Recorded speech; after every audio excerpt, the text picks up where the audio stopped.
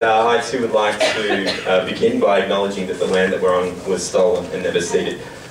My name is Justin Alec and I'm your Greens candidate for Bennelong. It's great to be back here in front of the Ryde Business Forum. When I was last standing in front of you, I was the Greens candidate for Ryde in the state election, in which the Greens were fighting to protect small business, end the sustainability of our economy from economy distorting multinationals and crony capitalists. And we are pleased to be carrying on this fight, particularly seeing as our new Prime Minister hasn't seemed to have the stomach for it.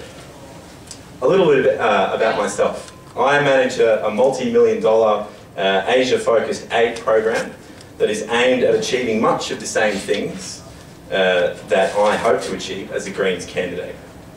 Trying to protect people from climate change, trying to give voice to the voiceless, trying to reduce poverty in the face of growing inequality.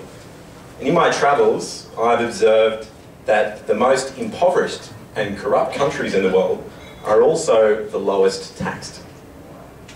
I've learned that not all kinds of jobs and growth were created equal, and I've come to understand that there can be no jobs or growth on a dead planet.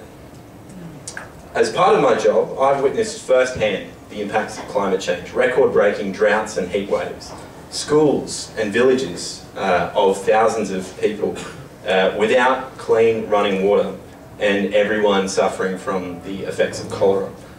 The failure of traditional industries like corn cropping, rice cropping, pig growing, all that kind of stuff. And I don't think I'm alone in the room tonight when I say that I suspect that our children are inheriting a world that was vastly worse than the one that we ourselves inherited. Now, some of you in the room this evening may remember an age in which tertiary education was free.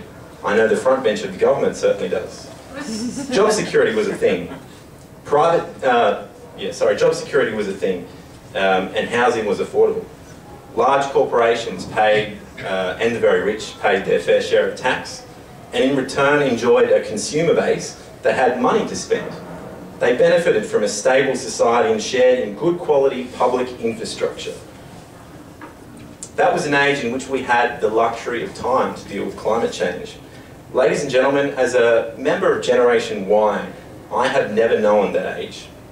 The age in which I was born into is one in which private debt has replaced social security, in which productive jobs has been replaced with fossil fuel and cheap labour-driven growth at all costs, in which boom and bubbles are to be inflated indefinitely.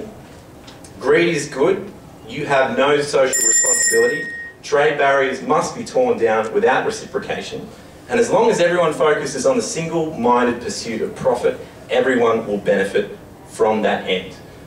Ladies and gentlemen, we live in an age in which we are told there is no alternative and we are expected to believe it. But don't you believe it. And don't bet the future of your children and the future of the planet on it. There is an alternative.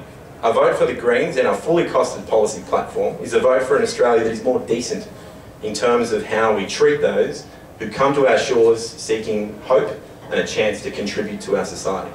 Cleaner in the way that our politics and our political parties are funded, and more creative in terms of how we think innovation comes about.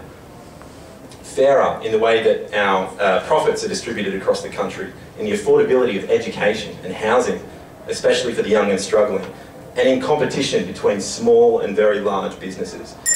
And greener in terms of our commitment to making energy renewable, to protecting our natural heritage and stabilising our fragile climate.